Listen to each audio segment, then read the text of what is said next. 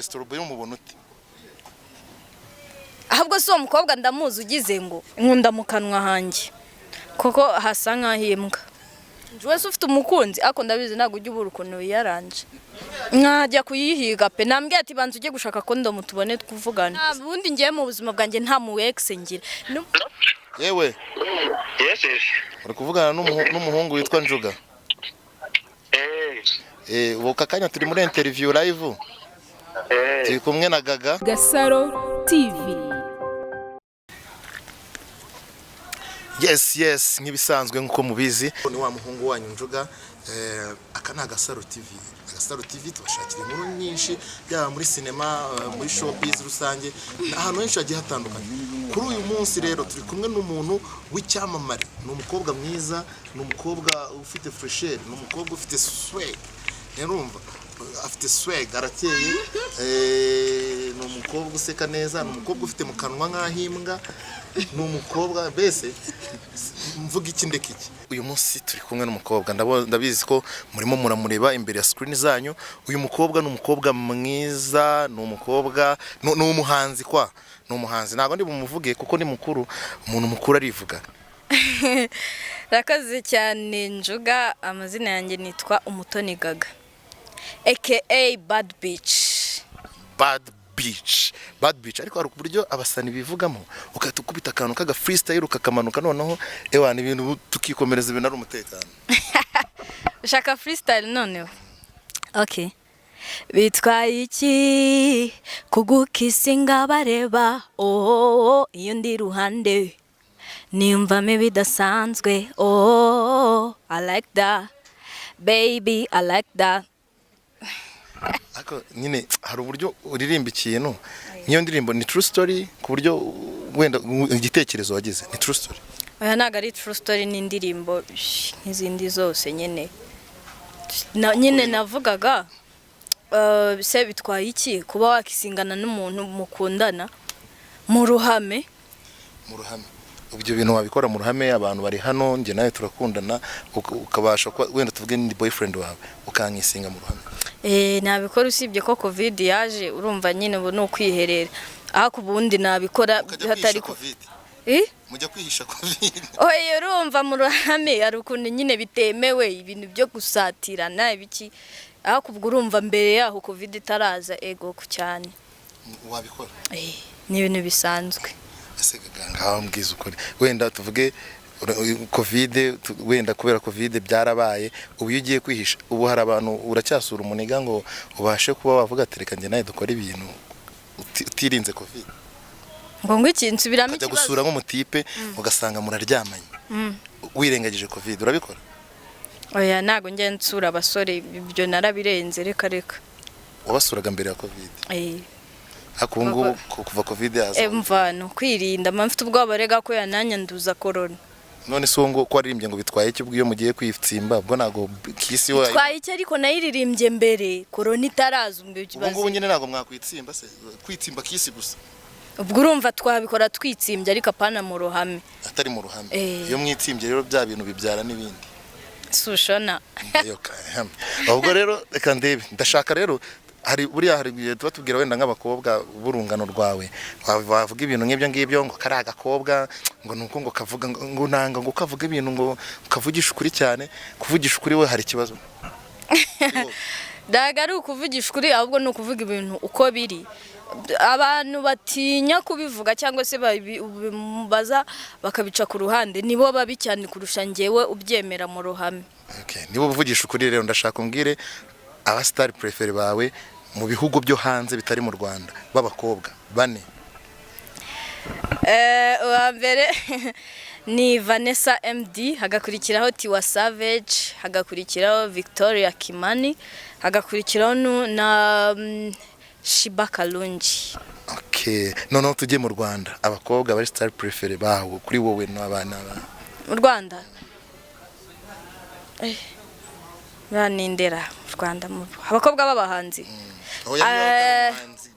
Uvuga ati mu batari abahanzi Shadibo mana we Keti Bashabe Aline Sano naenda mukunda harya abandi Kanisa ubwo nindi.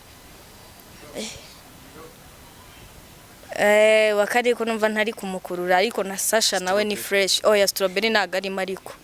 Ntago ni wowe umuvuze. Nawe uri muntu wese strawberry we sari muri bano bakobwa nyine nanjye nakwaje we ndabivuze nzi ko ari we watekerezaga. Strawberry umubona ute? Ubwo rero shaka tujye mu matiko. Agara amatiko ariko ngiye nyine ngiye mbajisha ababebe baba star. Ariko nangwaje strawberry umubona ute? Ahubwo so mukobwa ndamuzi ugize ngo ntago muzi. Nuhe harya? Wa mukobwa ukunda kwifotoza yambaye amakariso. Abakobwa bifotoza bambaye amakariso ni benshi. Hari n'undi witwa Isimbi nawe yifotoza yambaye amakariso. Ubwo sinzi rero uwo nago muzi. Isimbi ariko nani ubwo muzi mu bakobwa bazwi. Isimbi uramuzi? Isimbi udafite umusatsi. We ndamuzi. Okay. Ni iki noneho wavuga ku bakobwa b'iki gihe none basigaye bajya live bagakora ibintu bambaye ubusa? Ikintu nabavuga turetse blague ntago ari ikintu kiza kujya live kambara ubusa. Niba ibyo bintu nabikora byaba byiza ubikoze bwihishwa ariko none iyo wagiye live ukagaragaza ubwambure none biba byabaye ibindi. Urumva hari abana bato bakoresha social media biba bitari ngombwa ko babona ibyo bintu nyine uri kubangiza. Ni hehe wowe noneho ushobora kubata ahantu ushobora kuhagaragara nambaye ubusa ariko atari ubusa nyabusa nkahagaragara nambaye isutiye na yabo yandi bahita ngo iki string. Naho nge nago njya nkunda kwambara ubusa uzanacunge kuri piscine. Hari agafoto kawe nzi kuri piscine siko ntazi koga nyine niba ari video wari murakora ariko hari ifoto zawe nagiye mbona ziri ahantu wambaye bira bintu nyine byo kumaza. Ngewe kariso nisutiye ariko warengejeho kandi kantu kabonerana. Oya rambeshyira nago njya nambara kariso ubwo naye nambaye mayodebe kandi mayodebe itandukanye ninuze ni kariso nisutiye. Mayodebe biratandukanye kuko yo ibihishe hano hose hagaragara amatako gusa. Ni ikihe kintu rero ku mubiri wawe wemera ukunda ukavuga ati iki kintu ku mubiri wanjye ndagikunda? Nkunda mu kanwa hanjye kuko hasa nk'ahimbwa. Kandi imbwa igira mu kanwa heza. Uvuye mu kanwa hawe noneho niye handi hantu ukunda? Ku mubiri umusatsi. Ahandi ibintu nka bitatu. Ahandi ni ibirenge. Ibirenge biza ku mwanya wa mbere. Ibirenge byanjye nuko nabihishe mba mbikweretse. Amaguru meza ariko. Rakoze. Ni ikihe kintu rero ukunda kurya? Nkunda kurya ubugari n'isombe. Hari abantu bajya bibaza bakavuga ati uyu mukobwa anywa hayi. Niziye hayi ze kugira ngo natwe tuzimenye. Buri hari abantu bavuga ati uyu baby ni umustar ariko turashaka kumenya ikintu anywa kugira ngo natwe tukimenye. Hayi singiye nywa mitsingi na primus. Ubwo nizo navuga hayi nyine. Mitsingi na primus. Aka kantu uri kunywa nagake hano. Ni mitsingi. Isa umutuku se? Ubibonye ko isa umutuku. Harabarisheho kamera bari kubona. Aya ni mitsingi. Ni mitsingi zaje nshyashya ntago urazimenya. Ndaza kukurangira ahantu ziri. Okay, hari ibintu tujya tubona kuri social media. Ukabona nk'umukobwa uri kwiyuhagira amata. Ukabona afasha akabido k'amata yimennyeho. Biriya bintu bivuga hiki? Ubona ari umuco? Shaho none nanjye nabangiye kwinjira mu bintu by'ubusutwa bitandeba. Na by'umuco nanjye mbambana nta kintu yangije. Amata saye siwe wayiguriye. Ikintu kibi buriya rero mu mutari kuvugaho ni bari abakobwa bajya kuri live bakambara ubusa. Ako umuntu agiye arakimenaho amata. Nta kintu ngiye kubwanjye mba numva nta kintu bivuze. Kuko amata naye yayiguriye kandi ikindi uri wabikoze ntago yari yambaye ubusa. Ariko yari yambaye utuntu dukurura abantu kandi arimo noneho barakoresha amata kandi urabizi uburyo amata tuyubaha amata uburyo tuyafata muri kino gihugu nawe uri umukobwa biriya bintu wabikora ukavuga ati wiguriye amata wenda byeri wayiguriye uri kuyimenaho birumvikana kuko byeri henze kurusha amata noneho umuntu afasha amata aranahendutse urumva ariko ari kuyakaraba kandi urabizi uburyo amata bameze n'uburyo yubaho urumva ibyo bintu. Impamvu buriya yakarabaga amata atuma umuntu asa neza. Bari n'abakobwa benshi uburyo ubona b'inzobe ugasanga karaba amata nyine ni meza kandi atuma usa neza. None iyo yakarabye usanga bikira Mariya. Nawe se ujye ugerageza kuba wakoresha amana agahenda muri kino gihugu urabize amata akaritira usanga kagura ngahe ntabwo byakubuza ushobora kuba wisi amavuta menshi y'amafaranga menshi wisiga nayanganye. za mavuta nisiga uko nagura bazikagura 2,500 2,500 noneho harimo wajya kugura nk'amata ya 2,500 ni kijerekani urumva nane ni kijerekani ariko nge nago nakenera amata ngo kugira ngo nse neza uko nsa nyine biba bimagiye nago kenera vitamine ku mubiri se nyikeneye ubwo nayanywa none se kuki ushigikira abakaraba amata muri buriya buryo nyine bo nibwo buryo baba bakeneye gusa neza nyine baba bakeneye gusa neza byanyuze ku mata urumva rero nago wabimuboze kuko aba yayiguriye nge mbona nta kintu bibangamyeho ndagira ngo noneho wenda mu ncamake waba wifunze icyangwe wifunze ubu ngubu kano kanya gihagaze amafaranga angahe iki cyangwe rero ukeneye kumenya amafaranga gihagaze wavugisha umudizayina wanjye yitwa Kalazi niwe ubiri inyuma byose ndaza kugwa nimero ze umuhamagara umwe ati ubundi ibyangwe byawe babihaga ubundi nubwo nkivuga ibyangwe kuko ibyangwe ariko wazana nimero tukamuhamagara live tukamaza ati turi muri interview live icyangwe wambitse Gaga gihagaze amafaranga ngahe zara tumuhamagare ariko twabikora tukamubwira ati uyu mukobwa yambaye amafaranga ngahe 0,8 ako Njuga oya bari byiza kugira ngo wenda nabo bajye bamenya regara abantu baba babonye look bakibaza ibintu wambaye ahantu byaguriwe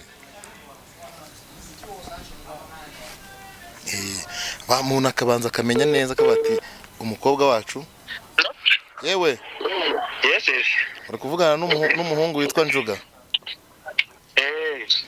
ubu kakanya turi muri interview live turi kumwe na Gaga ikibazo twari tumubajije ku myambaro yambaye atubwiye ko ari we design wiwe yatubwiye ko ari we design wiwe avuga ati tukeneye kumenya amafaranga yambaye twabaza ibiciro by'imyenda yambaye yose kuva hasi kugeza hejuru bihagaze angahe ibiciro baribanga rya business gusa ahubwo wakagombye kuvuga ngo ibintu yambaye byitwa gute yambaye belt Versace yambaye no mashati agezweho batayiga bari kwambara ya vintage ariko inahange Kigali mu gita za Miami yes yambaye fresh imbere yambaye t-shirt white ifite brand ya Gaga yameze neza cyane ahagaze neza cyane uyu mukobwa umubona ute ejo hazaza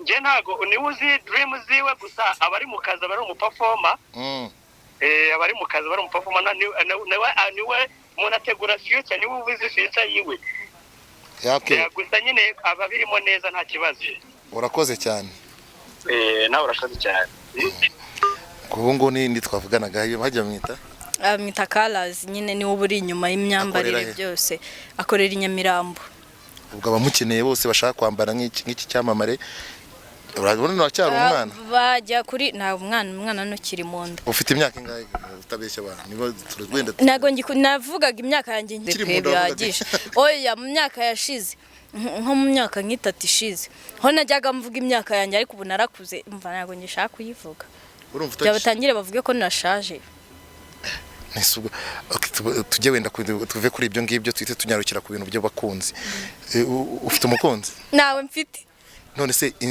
umuhungu w'inzozi zawe wumva ushaka w'inzozi zawe ni umuhungu umeze ute usute ibintu byo gusa nago njya mbigenderaho ngo 6 pack sinzi ngo amadrede sinzi ngo asinzobe cyangwa igikara ikintu ngenderaho ni umuntu uzi gukora ufite amafaranga umuhungu rero uzi ushaka gukora ntufitiye business gukora kabisa apana ngo wenda ngaba business byariyo yose mani niyo yabajya kuranguza ibirayi mu ruhengeri fa kuba afite amafaranga yinjiza kabisa agaragara icyo yaba akora cyose biramureba niyo yaba ari umukarana ariko afite amafaranga yinjiza uri mu rukundo ntago ndurimo ntago uri mu rukundo kubera iki ntago nta mudi y'urukundo mfite kabisa wari wababazwa mu rukundo se aya tuve kuri ibyo ngibyo ubuse ko Nyagasani yaremye abantu kandi tubizi ko turi abantu kandi umubiri w'umuntu hari igihe ugira gutyo ukumva nyeneye ufite ugize utuntu tw'ubushyuhe kambivuge muri urwo rwego ubu we ntabwo ujya ugira ubushyuhe tujye tuvugisha ukuri kandi tubivuge nk'abantu bambwiye kuvugisha ukuri niyo mpamvu mubajije iki kibazo iyo ugiramutse ugize ubushyuhe ubukemura ute ubushyuhe ubwo rumbukiye mura nk'abandi bose umva Njuga rwose. kandi nta mukunzi ufite ubwo wiyeranje ute? Ntago nabura ukuntu yanje wese ufite umukunzi ako ndabizi ntago ujya ubura ukuntu wiyaranje. Nta mukunzi ufite ko sinyabura ukuntu yiyaranje. Ntago wabura ukuntu wiyaranje. None se ubwo harabura iki ngo ubone umukunzi? Ndacyari kubyigaho kubera ko abakunzi bo baba bahari ari benshi nyine bari kohereza request. Ni nk'icumi kabisa ubundi kugenda mpitamo buke mpitamo uwo tugomba nyine. Bijyanye n'ibintu by'ubushyuhe se ubifata ute ubiheruka ryari? Tambese. Tukiganirira tuganiza abantu. Nanjye nushaka kubimbaza ndaza kubikubwira. Banza umbwire wowe igihe ubiherukira kwica ubushyuhe niba ari ukwica ubushyuhe. Sibejo. Njyewe hashize iminsi 55. Ubwo iminsi 55 uri mu yasize ibyumweru bingahe? Bibare wumve ko ndabizura umuhanga warize. None se ubwo urumva byancanze. Bibare nyine iminsi iyo ese ugiye gukora imibonano uri protection. Of course nk'umuntu mukuru ugomba kwiproteja utabeshye kugira ngo utagira ibindi birwara warwara. Abakobwa bakoresha ibinini mu gihe bamaze gukora imibonano ugasanga bakoresheje ibinini ngo nago ngunda kwiproteja ariko ngo ndaza ugasanga nyine umukobwa akoresheje ibinini abati ngo maze gukora ibintu ariko bite nkoresha ibinini. Wowe wari wakoresha ikinini? Utabikoresha se uburyo bwo kwirinda Njuga rwose. Ubwo nukuvuga ngo ukoreraho ariko ukaza gukoresha ikinini kugira ngo oya ndi protege uko biri kose.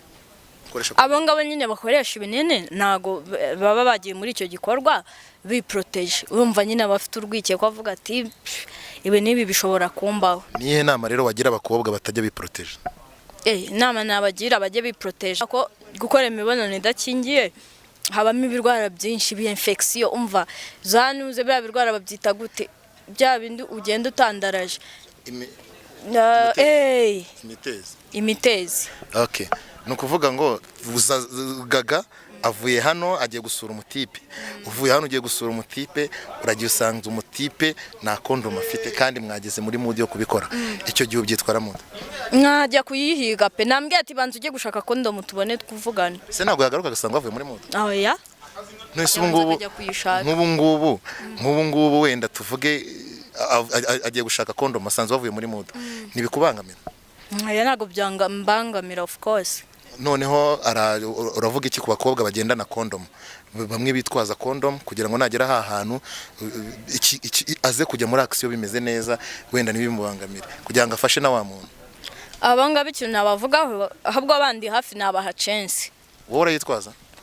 Ntago nyitwaza ariko mbishoboye mbyibutse nuko nabyibuka ariko mbyibutse nayitwaza. Nkuko tutacya twibagidaga gapfuka munwa se nta kuntu wagiye bashyira mu gakapu kugira ngo oya ibyo nanone nukujya mu busambanyi cyane. Nese condom ku uyifite kuko accident nyine urumva nakubajije ngo hari igihe ushaka kujya gusura umuhungu ariko ugasanga wa muhungu nta condom afite. Abwo itajya kuzigura kuri boutique ni ibintu birenze. Icyo gihe nyine agarutse agasanga wavuye muri mood ukamurushya. Urabiza aba baby murarushya kugira ngo ujye kujya muri mood. Nyago naba navuye muri mood. Naba nyirimo still. None se reka nkubaza ikibazo. Ukunda gusomana? Oya ntago mbikunda. Ni icyo ukunda cyane uri kumwe na boyfriend wawe? Nkunda kameka kananerura. Akanaguterura. Boyfriend ufite boyfriend wakunda gusomana ese wabimukorera wo mu gihe utabikunda? Nabikora kubwe nyine kujya apfe kwishima. Apfe? None se cyangwa mupfe kwishima mwese mwishimane? Ngirumva ntago naba mbikunda ni we nyine naba mbikoreye kugira ngo nyine nk'iki ni nko kumwikiza ubundi. Okay. Ndagira ngo wenda tuze kuvuga kuri kano kantu. Hari ibibazo umuntu ahita abaza ko tusubiza utabanje gutekereza sibyo? Nzamubaza utunsubiza. Urumva amashuri abanza wize? Mu Biryogo kuri Onatracom Tayi ubusugi rya? Aya ibyo byoreka shwi. Ntabwo wigeze uracyari isugi? Ntabwo nyiri isugi ariko ntabwo nakubwira igihe na butari. Umaze gukunda n'abahungu bangahe?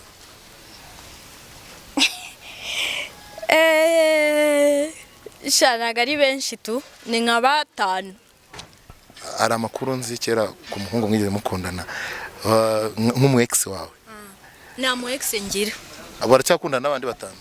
Oya na bundi ngiye mu buzima bwanjye nta mu ex ngira. N'umuhungu uri kubyumva twarakundanye naguri ex wanjye nta mu ex ngira. Reka nta mu ex ngira. amakuru rero nigeze kumva ku muntu mwize gukundana kera witwaga Fazo.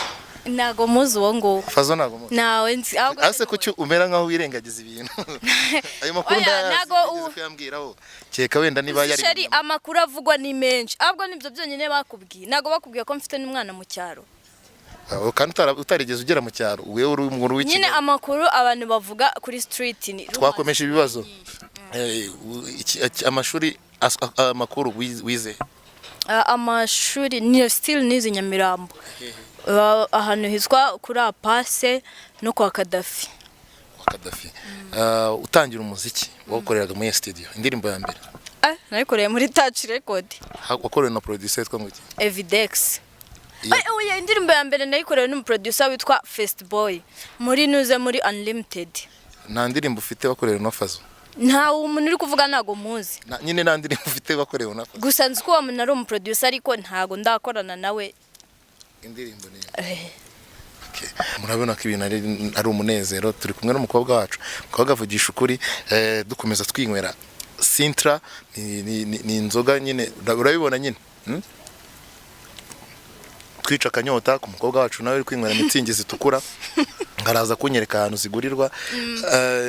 Ndagira ngo niba hari ikibazo nawe ufite cy'amatsiko wumva wambaza cyangwa naguha umwanya nawe ugafata mikoro nkuko twabiganiriye akaba ari umbaza ibibazo. Gasaro TV.